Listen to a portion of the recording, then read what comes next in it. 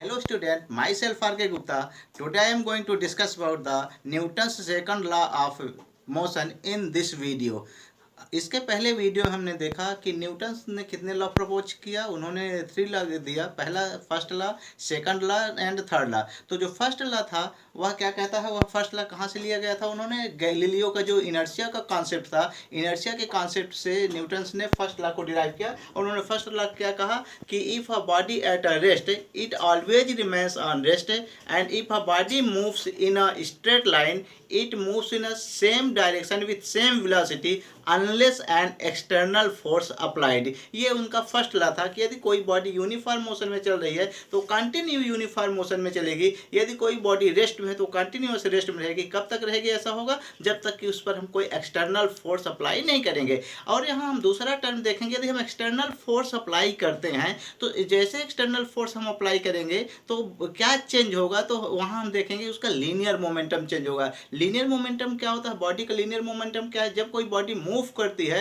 तो बॉडी का जो मास है और उसकी वेलोसिटी दोनों का जो प्रोडक्ट है that is called their linear momentum. तो क्या होगा, लीनियर मोमेंटम में चेंज होगा। तो यहाँ पर हम Newton second law of motion के बारे में डिस्कस करेंगे और साथ में देखेंगे कि फोर्स को कैसे कैलकुलेट किया जाता है। तो Newton second law of motion को हम स्टेट करें अकॉर्डिंग टू दिस लॉ। यहाँ पर ध्यान देंगे, according to this law the rate of change of linear momentum of a body with time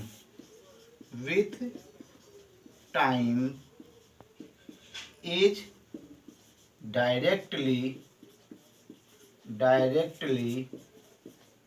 proportional to the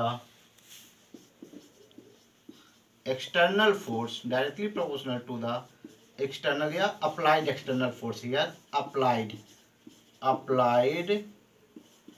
external force and the change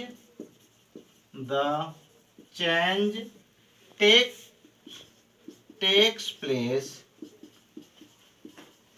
in the direction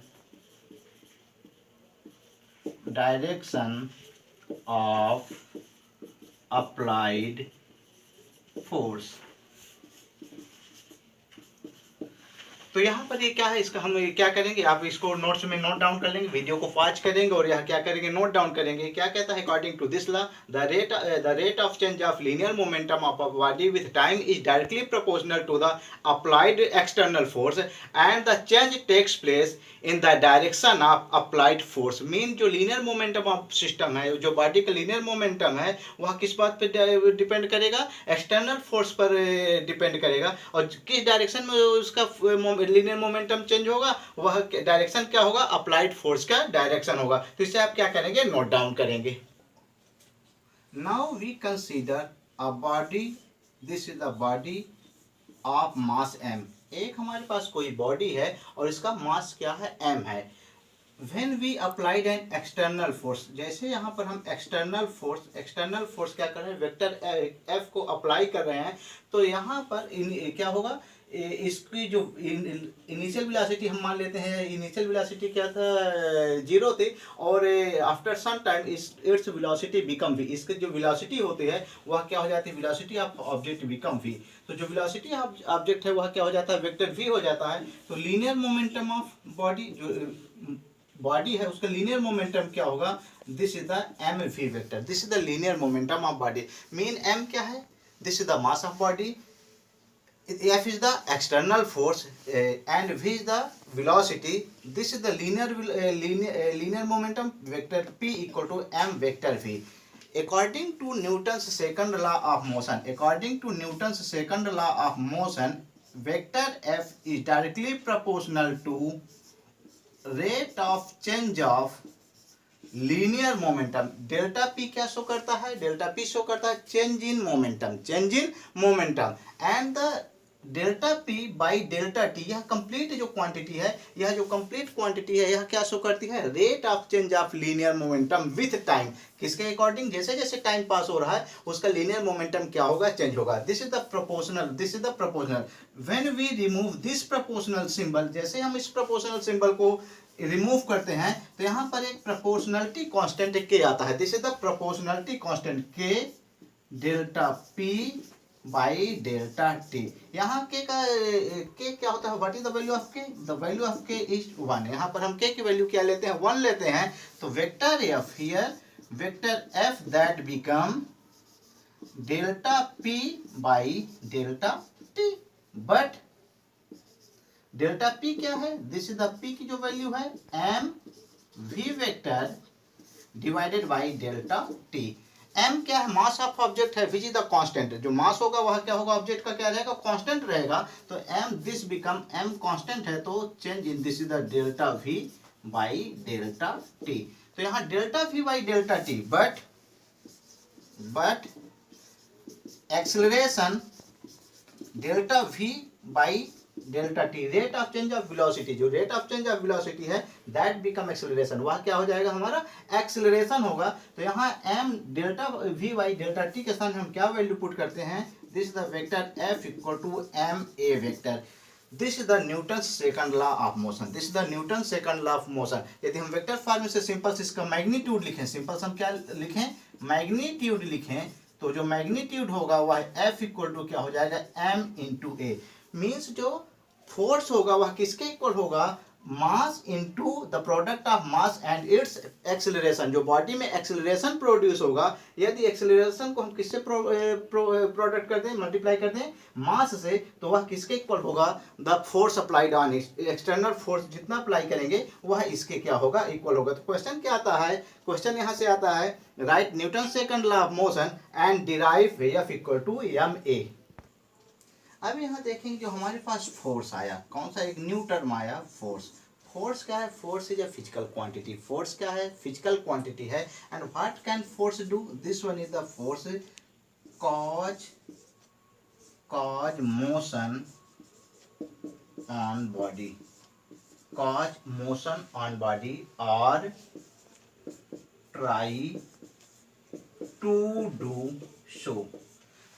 क्या है? Cause motion on body. जैसे मेरे पास एक wall है और wall में हमने external force apply किया। क्या फोर्स अप्लाई किया? एक्सटर्नल फोर्स अप्लाई किया। तो जैसे हमने इस पे एक्सटर्नल फोर्स अप्लाई किया तो बॉडी को क्या कर सकता है? मूव कर सकता है। सेम मेन यह ऐसा करने की क्या कर सकता है? कोशिश कर सकता है। Cause motion on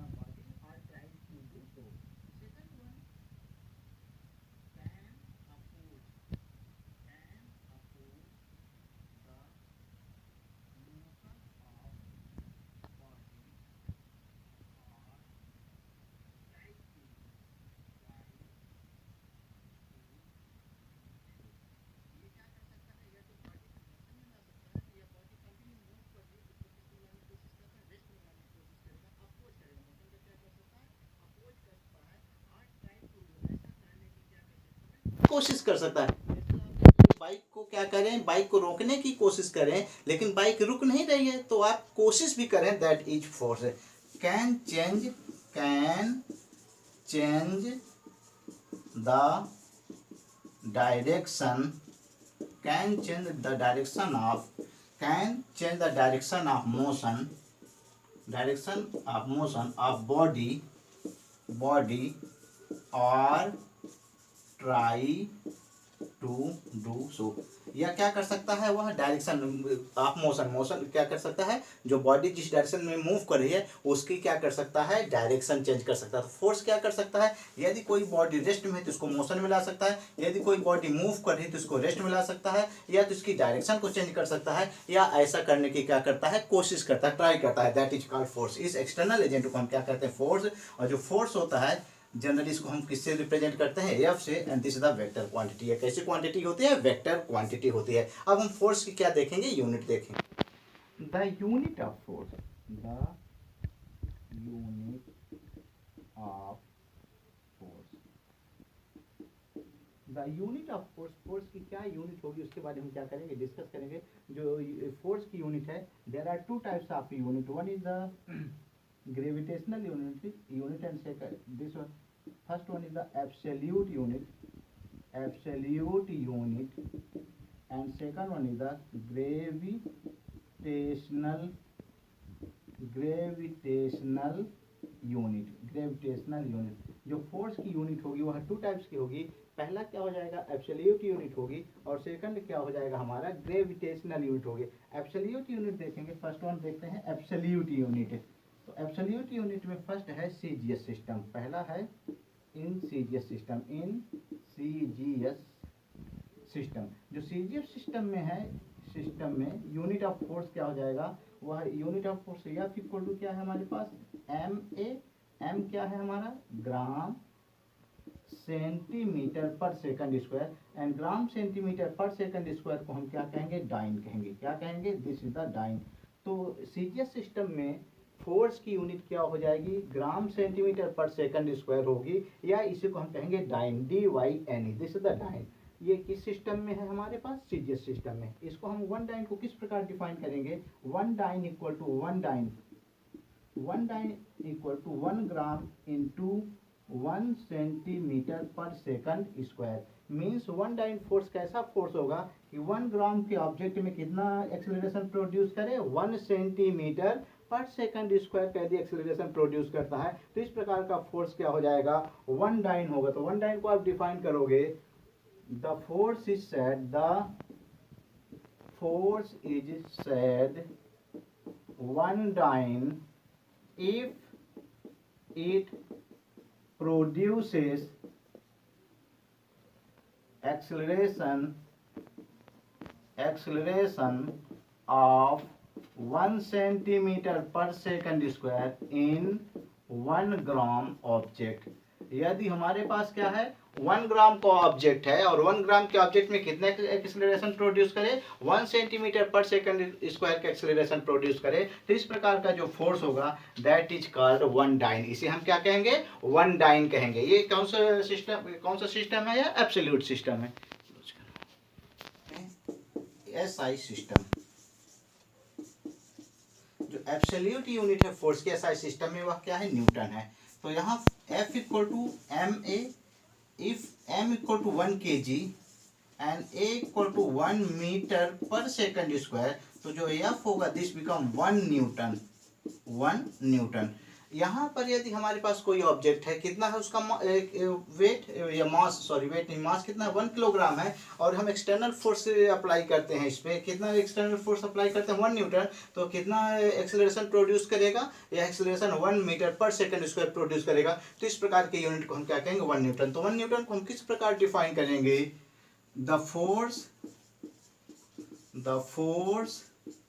is called 1 Newton. ध्यान रखना है, न्यूटन को हम कैपिटल एन से भी क्या करते हैं, रिप्रेजेंट करते हैं। The force is called 1 Newton if it produces acceleration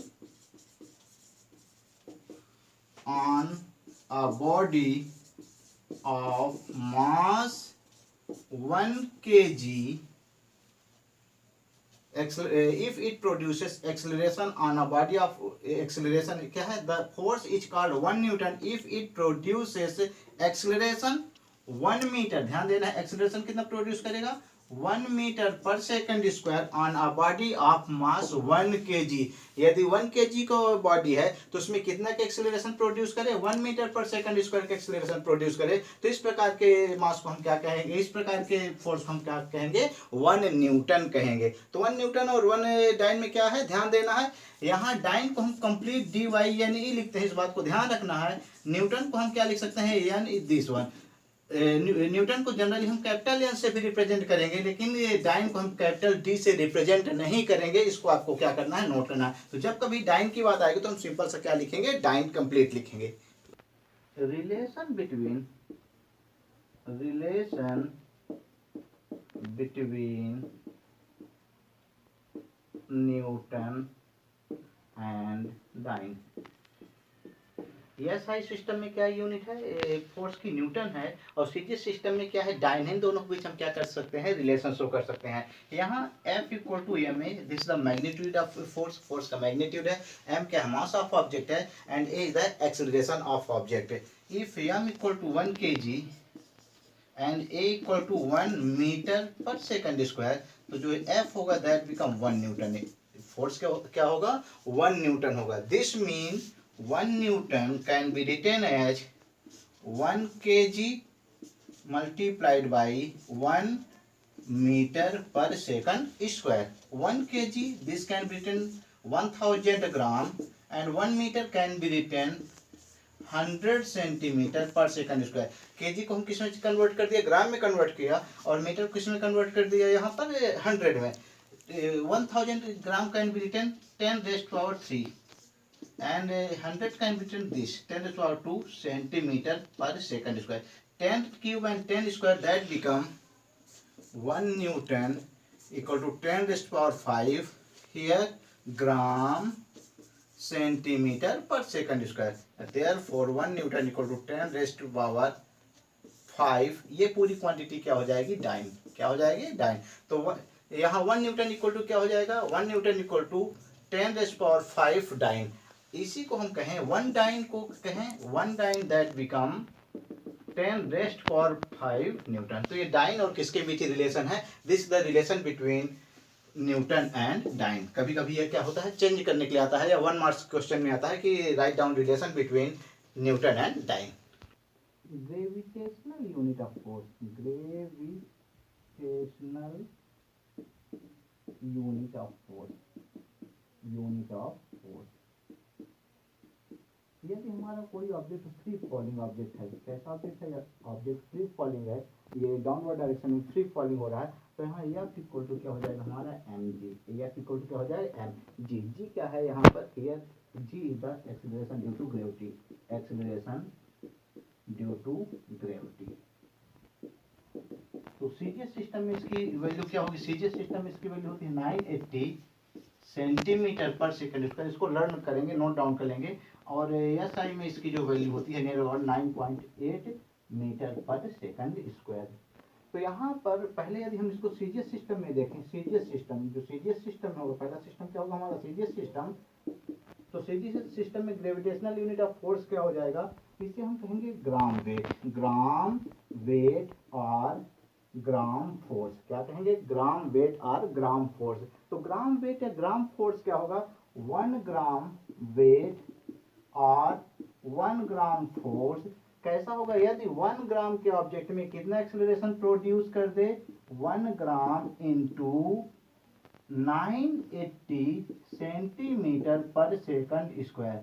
means क्या हो जाएगा, 1 ग्राम वेट या 1 ग्राम फोर्स, कितना फोर्स होगा, ऐसा फोर्स होगा कि 1 ग्राम ऑब्जेक्ट में कितने का एक्सेलरेशन प्रोड्यूस करता है, 980 सेंटीमीटर पर सेकंड स्क्वायर का क्या प्रोड्यूस करता है, एक्सेलरेशन प्रोड्यूस करता है। तो उसको हम डिफाइन करेंगे, the force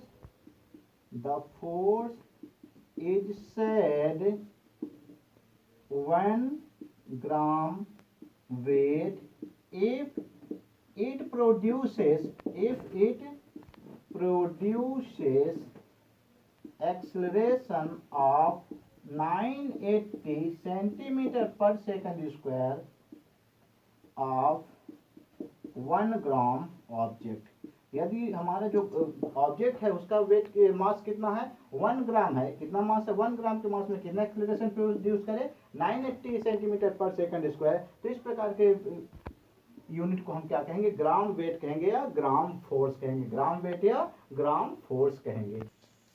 SI gravitational force का जो ग्रेविटेशनल फोर्स है किस सिस्टम में, एसआई सिस्टम में। सीजीएस सिस्टम में हमने देखा ग्राम वेट, एसआई सिस्टम में क्या होगा, किलोग्राम वेट होगा, किलोग्राम वेट होगा या किलोग्राम फोर्स होगा, किलोग्राम फोर्स। तो यहाँ पर हमारे पास क्या है, यहाँ पर जो मास ऑफ ऑब्जेक्ट है वह क्या होगा, 1 kg होगा, और इस पर कितना एक्सेलरेशन प्रोड्यूस करेगा, 9 मीटर पर सेकंड स्क्वायर का एक्सेलरेशन प्रोड्यूस हो, तो इसे हम क्या कहेंगे, किलोग्राम वेट और किलोग्राम फोर्स कहेंगे। तो 1 kilogram weight equal to 1 kilogram multiplied by 9.8 metre per second square.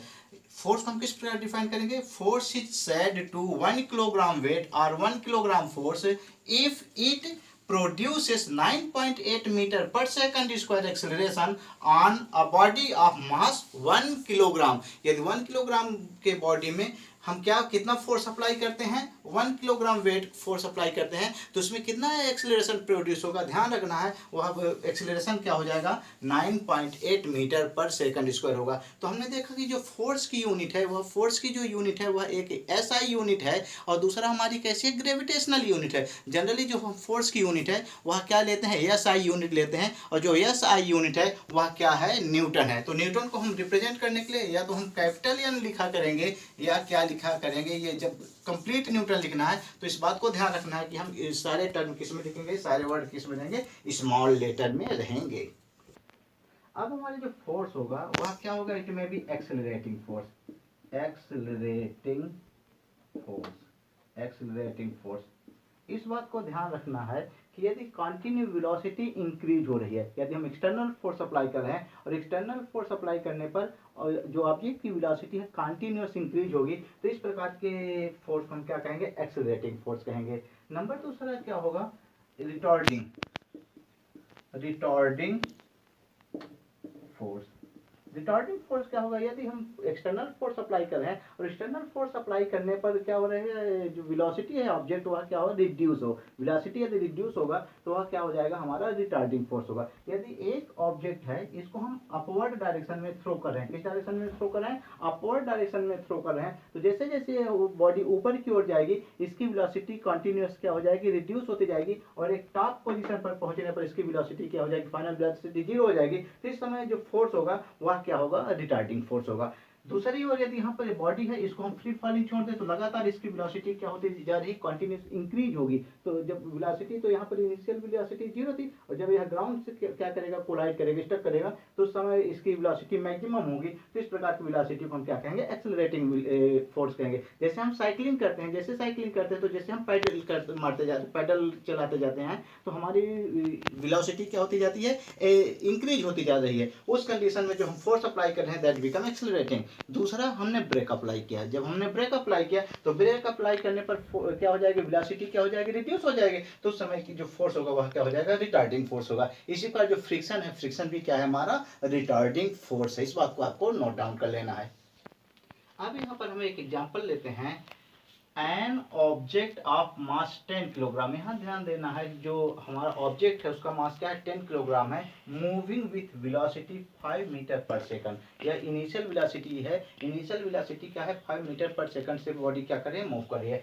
And external force applied on the body. अब इस समय जब बॉडी किस वेलोसिटी से मूव कर रही है, यूनिफॉर्म वेलोसिटी है 5 मीटर पर सेकंड, इस समय हम एक्सटर्नल फोर्स अप्लाई कर रहे हैं so that it attains the velocity 15 metre per second. यहाँ पर क्या देख रहे हैं कि जो वेलोसिटी है बॉडी की, वह क्या हो रही है, वेलोसिटी इंक्रीज हो रही है। बॉडी की वेलोसिटी इंक्रीज हो रही है तो जो फोर्स होगा वह क्या हो जाएगा, हमारा यहाँ जो फोर्स होगा वह क्या होगा, एक्सेलरेटिंग फोर्स होगा। कितने में यह कन्वर्ट चेंज हो रही है, 1 सेकंड में। कैलकुलेट अप्लाइड फोर्स, हमको क्या करना है, अप्लाइड फोर्स को क्या करना है, कैलकुलेट करना है। इस कंडीशन में व्हाट इज द गिवन, जब हम सोल्यूशन करेंगे तो सोल्यूशन का पहला स्टेप है कि गिवन क्या है, तो हम कह लिखते हैं गिवन में, हियर गिवन इनिशियल वेलोसिटी, यहाँ पर इनिशियल वेलोसिटी को हमने u कंसीडर किया, initial velocity 5 metre per second, ये 5 मीटर पर सेकंड है। फाइनल वेलोसिटी क्या है, फाइनल वेलोसिटी गिवन है 15 metre per second, final velocity है 15 मीटर। टाइम गिवन, टाइम क्या है हमारे पास, टाइम गिवन है, time is 1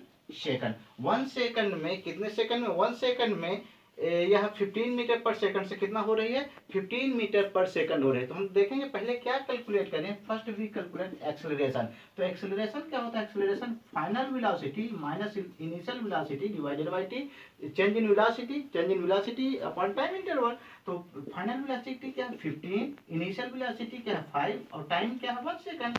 15 minus 5 that become 10 this. तो ए क्या हो जाएगा हमारा 10 मीटर पर सेकंड स्क्वायर। ध्यान रखना है यहाँ पर आपको यूनिट निश्चित तौर से मेंशन करना है। तो जो एक्सेलरेशन प्रोड्यूस हो रहा है वह कितना प्रोड्यूस हो रहा है, 10 मीटर पर सेकंड स्क्वायर है। गिवन क्या है, मास ऑफ ऑब्जेक्ट क्या दिया है, यहाँ मास ऑफ ऑब्जेक्ट 10 kg, तो यहाँ is given that 10 kg, this is the 10 kg। तो F equal to M A, जो एक्सेलरेशन का यूनिट क्या हो जाएगा, मैग्नीट्यूड होगा F equal to M A, mass 10 and acceleration 10, 10 10 जा 100 kilogram metre per second square, and this is the kilogram metre per second, जिसको हम क्या कहेंगे, न्यूटन। तो जो फोर्स अप्लाइड होगा वह कितने न्यूटन हो जाएगा, 100 न्यूटन होगा। और यहाँ पर वेलोसिटी इंक्रीज हो रही है, वेलोसिटी क्या हो रही है, इंक्रीज हो रही है। तो यह जो फोर्स होगा वह क्या हो जाएगा, एक्सेलरेटिंग होगा। यदि वेलोसिटी क्या हो जाती, एक्सटर्नल फोर्स अप्लाई करने पर वेलोसिटी क्या हो जाती, रिड्यूस होती, तो हमारा जो फोर्स होता वह क्या हो जाता है, रिटार्डिंग फोर्स होगा। तो यहाँ पर हमने क्या कैलकुलेट किया, अप्लाइड फोर्स है और which is the 100 Newton. Note down करेंगे, इसे क्या करेंगे, कंप्लीट नोट करेंगे। result of Newton's second law of motion। हमने देखा Newton second law of motion से हमने क्या डिराइव किया, F equal to M A. या जो फाइनल रिजल्ट है वह क्या है, F इक्वल टू एम है। अब इससे क्या क्या रिजल्ट मिल रहा है, फर्स्ट वन है, नंबर वन है, फर्स्ट रिजल्ट इसका क्या है, फर्स्ट वन रिजल्ट देखें, F is directly proportional to m, mean if a equal to constant। यदि हमारा क्या है, एक्सेलरेशन कांस्टेंट है, एक्सेलरेशन कांस्टेंट है, तो एक्सेलरेशन कांस्टेंट होने पर क्या हो जाएगा, जो f होगा वह डायरेक्टली प्रोपोर्शनल टू m होगा। मींस यदि हम एक्सटर्नल फोर्स को x एक्सिस में लें और एक्सेलरेशन को हम कहाँ लें, y एक्सिस में लें, this is the y axis and this is the x axis, तो दिस बिकम स्ट्रेट लाइन। यह क्या हो जाएगा, स्ट्रेट लाइन होगा। क्या कंडीशन क्या होगा, एक्सेलरेशन क्या रहेगा, कांस्टेंट रहेगा। क्या रहेगा, एक्सेलरेशन कांस्टेंट है। इसका मतलब यह हुआ कि हमारे पास क्या है, दिस वन।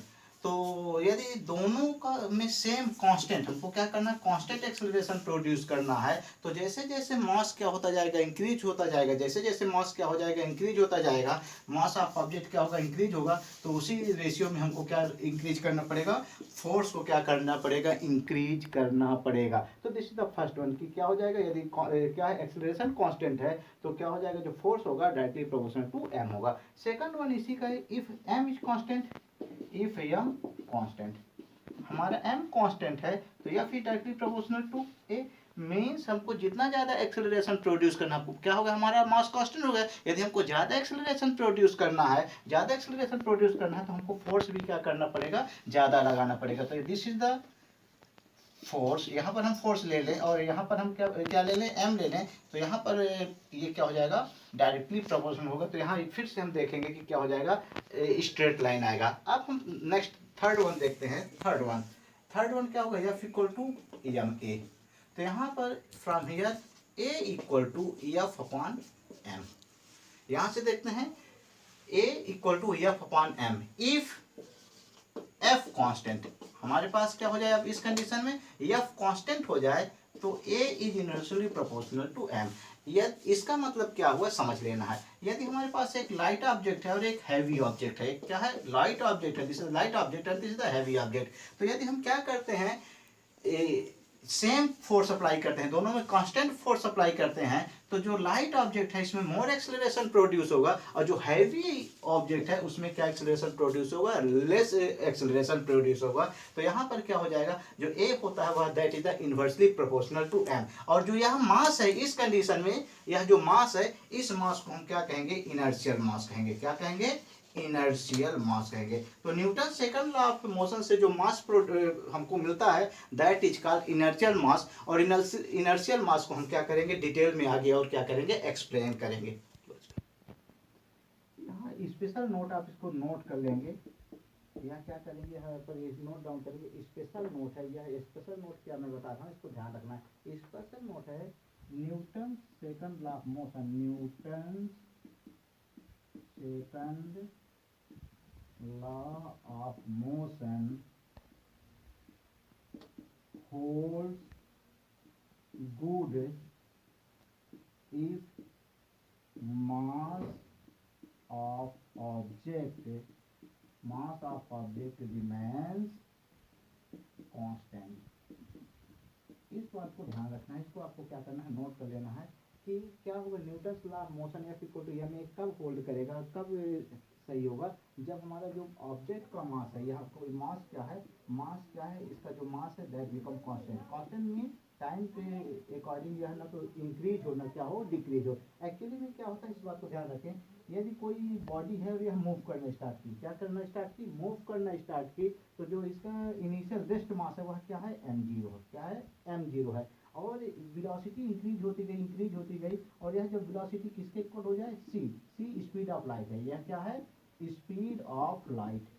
इसको विशेष ध्यान देना है। स्पीड ऑफ लाइट क्या होता है 10⁸ मीटर पर सेकंड। यह स्पीड यह मैक्सिमम स्पीड है किसी की ऑब्जेक्ट की। जनरली यहाँ तक किसी भी ऑब्जेक्ट की स्पीड हो नहीं सकती है। तो जैसे जैसे स्पीड यहाँ नियर अबाउट किसके इक्वल हो जाए v near about equal to c, किसी भी ऑब्जेक्ट की स्पीड यह मैक्सिमम स्पीड है स्पीड ऑफ लाइट के इक्वल नहीं होगी। फिजिक्स का ध्यान रखना, ये बहुत इंपॉर्टेंट रहा है कि कोई भी ऑब्जेक्ट है तो उस ऑब्जेक्ट की स्पीड क्या होगी, नेचर में जो स्पीड है वह मैक्सिमम किसकी होती है, लाइट की होती है। लेकिन यदि लाइट क्या होती है, स्पीड ऑफ ऑब्जेक्ट इंक्रीज होता जाता है तो v equal to this given m not upon 1/v² divided by c²। This is not v, this is the m। तो यहाँ पर क्या होगा, जैसे जैसे वेलोसिटी किसके इक्वल हो जाएगा, when v become c distance become 0, तो जो फाइनल मास हो जाएगा वह क्या हो जाएगा, इनफाइनाइट हो जाएगा। तो यहाँ पर जैसे जैसे वेलोसिटी इंक्रीज होती है, मास क्या होता है ऑब्जेक्ट का क्या होता है, इंक्रीज होता है, उस समय Newton second law of motion क्या है, फॉलो नहीं होता है। इस बात को ध्यान रखना है। क्या है, कब होगा फॉलो होगा, जब क्या रहेगा, मास क्या रहेगा, कांस्टेंट रहेगा। Newton second law of motion को हम क्या कहते हैं, फंडामेंटल्स लॉ कहते हैं। This is called fundamental law. जो Newton second law of motion है वह क्या है, न्यूटन का फंडामेंटल लॉ है। This is the fundamental law, fundamental law. इसको फंडामेंटल लॉ क्या कहते हैं, न्यूटन के सेकंड लॉ को हम न्यूटन सेकंड लॉ क्या रहेगा, F equal to m m this can be delta v by delta T. यह क्या हो जाएगा, हमारा न्यूटन सेकंड लॉ है। तो इसके द्वारा हम फर्स्ट लॉ और सेकंड लॉ दोनों को क्या कर सकते हैं, फर्स्ट लॉ और थर्ड लॉ दोनों को क्या कर सकते हैं, डिराइव कर सकते हैं। In the absence of F equal to 0, यदि एक्सटर्नल फोर्स को हम क्या कर दें, एब्सेंट कर दें, तो F के स्थान में हम क्या कर दें, 0 कर दें, तो here m delta v by delta T that become 0। तो here delta v by delta T that become 0। So delta v equal to 0 mean in the absence of external force. यदि हमारा फोर्स क्या है, अब्सेंस है, तो there is no change in velocity. यदि कोई body uniform velocity से move कर रही है तो कोई वेलोसिटी में क्या होगा, चेंज नहीं होगा जब तक उस पर कोई एक्सटर्नल फोर्स नहीं लगाएंगे। And which is the Newton's first law. ये क्या है, न्यूटन का फर्स्ट लॉ है। इसी प्रकार हम न्यूटन का थर्ड लॉ भी इसी के द्वारा डिराइव करेंगे आगे। F12 equal to minus F21। This is the Newton's third law. Newton's every action has equal and opposite action. हम आगे इसको डिराइव करेंगे। तो Newton second law of motion को हम कौन सा लॉ कहते हैं, फंडामेंटल लॉ कहते हैं। 1 मार्क्स में क्वेश्चन आता है ये, तो इसको आपको रिमेंबर रखना है। क्यों कहते हैं, क्योंकि इसके द्वारा फर्स्ट लॉ और थर्ड लॉ दोनों को हम क्या कर सकते हैं, डिराइव कर सकते हैं।